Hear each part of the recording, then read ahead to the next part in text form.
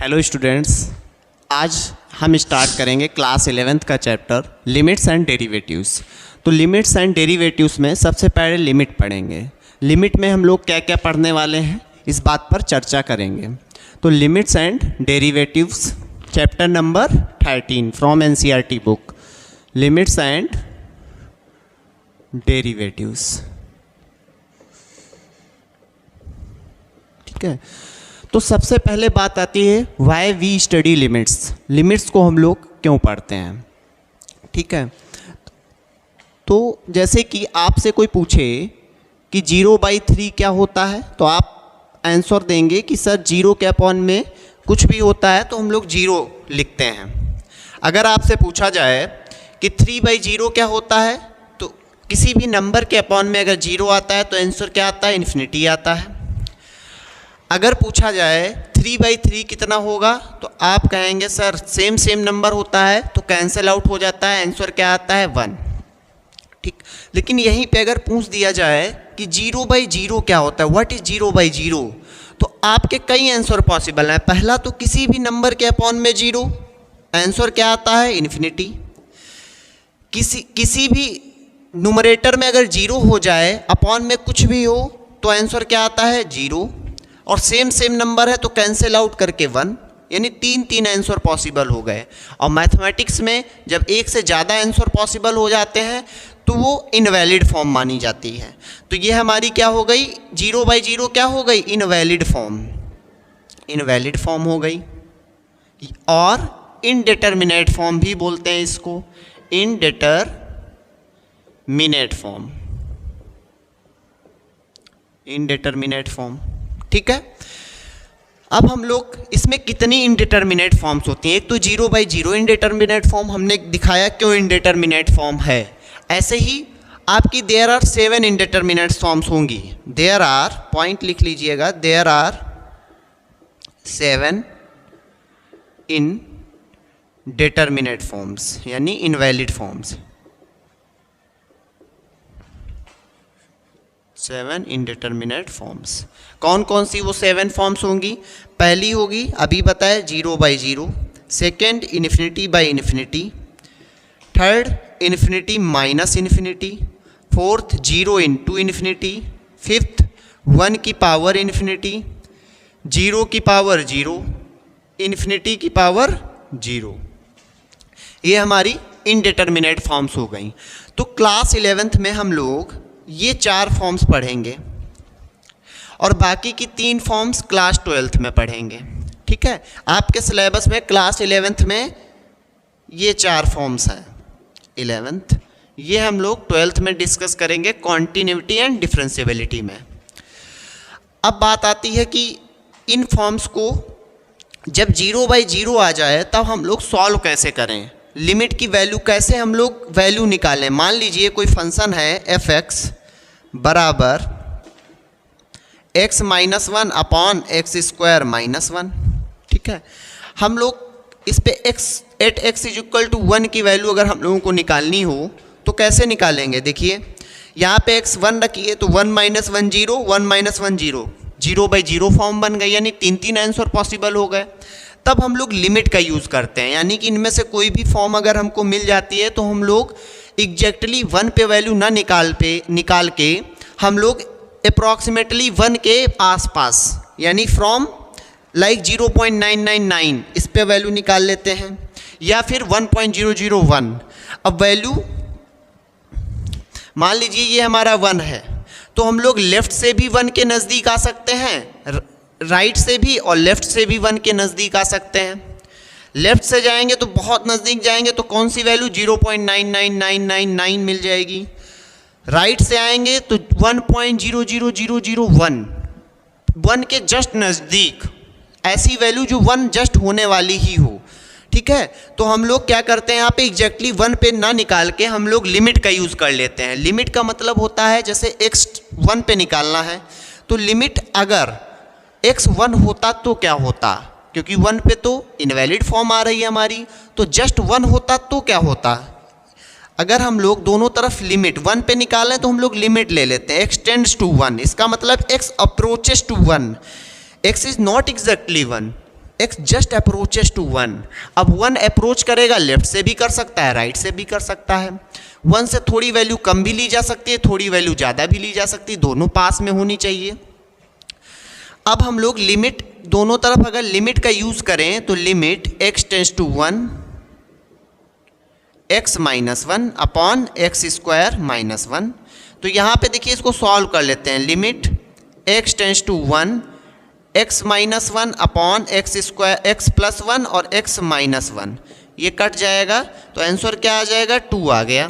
ठीक है, अब यहाँ पे तो हो गया, आसानी से इसको हमने सॉल्व किया, ये हो गया। ठीक है, तो जहाँ पर भी 0/0 infinity by infinity, infinity minus infinity, 0 into infinity है, वहाँ लिमिट का हम लोग यूज़ करते हैं। ठीक है, अब इन फॉर्म्स को सॉल्व करने के लिए हम लोग एल हॉस्पिटल रूल पढ़ेंगे। अब एल हॉस्पिटल रूल क्या होता है, इस बात पर चर्चा करते हैं।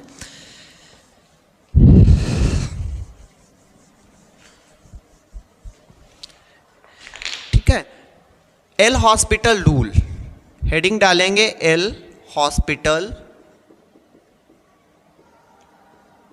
रूल। अब एल हॉस्पिटल रूल कब लगता है, जब हमारी form L Hospital, this rule is used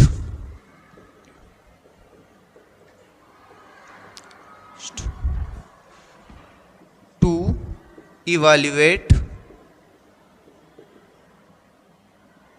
the indeterminate forms. ठीक है, इनडिटर्मिनेट फॉर्म्स, कौन कौन सी फॉर्म्स होनी चाहिए, ब्रैकेट में आप लिख लीजिए 0/0 एंड इन्फिनिटी बाई इन्फिनिटी। इन दो फॉर्म्स के लिए हम लोग एल हॉस्पिटल रूल यूज करते हैं।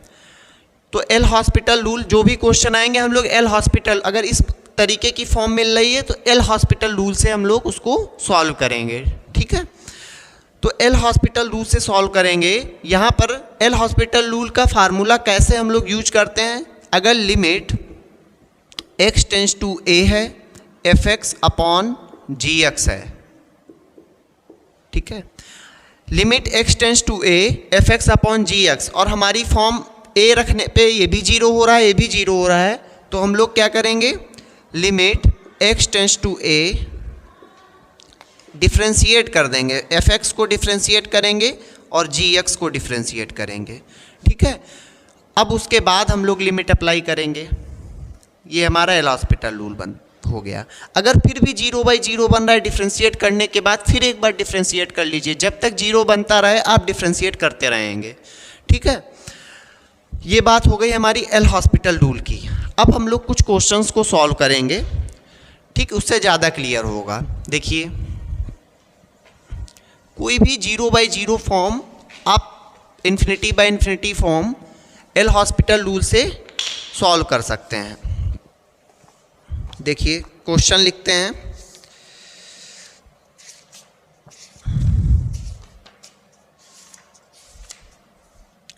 क्वेश्चन नंबर NCERT एक्सरसाइज 13.1, जो सिंपल है, मैंने एक वीडियो ऑलरेडी डाली है, उस पर आप देख सकते हैं। 13.1 क्वेश्चन नंबर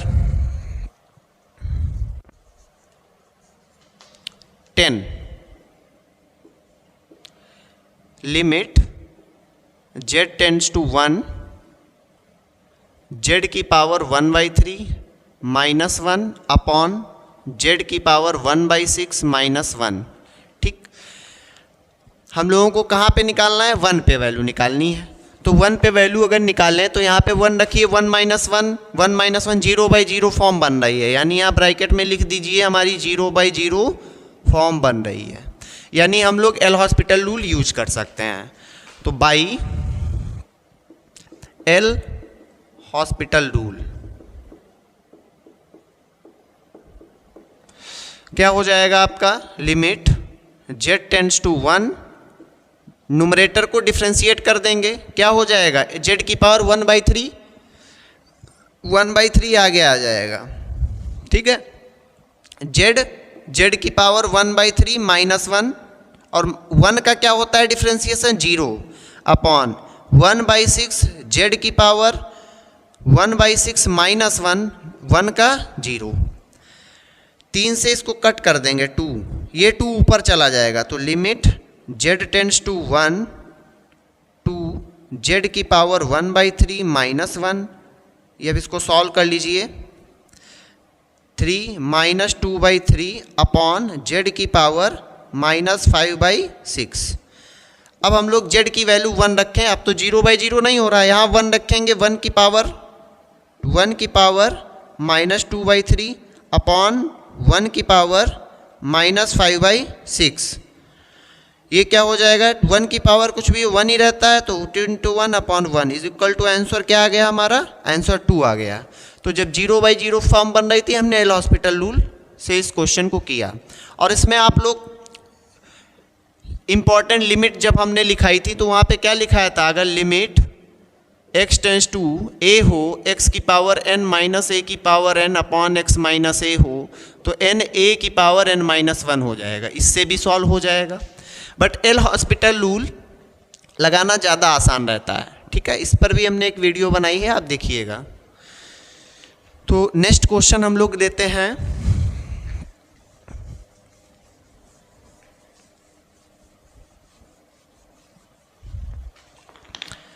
नेक्स्ट क्वेश्चन है क्वेश्चन नंबर 13। 4-5 क्वेश्चन कराएंगे, आप लोगों को कॉन्सेप्ट क्लियर हो जाएगा। Limit x tends to 0 sine ax upon bx, ठीक है। तो साइन ax का डिफ्रेंसिएशन क्या होता है, पहले तो डिफ्रेंसिएशन के कुछ फार्मूले हम लिखाए दे रहे हैं, d/dx से डिनोट करते हैं डेरिवेटिव्स, इसको हम लोग d/dx से डिनोट करते हैं, नोटेशन, ठीक है।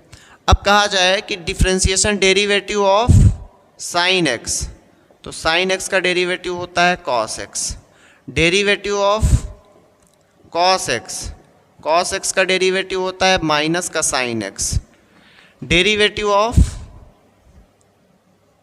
x की पावर n, डेरिवेटिव होता है n x की पावर n माइनस 1, ठीक है। डेरिवेटिव ऑफ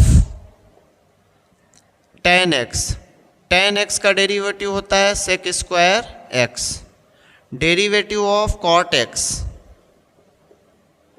x का डेरिवेटिव होता है माइनस cosec स्क्वायर x, ठीक है। Derivative of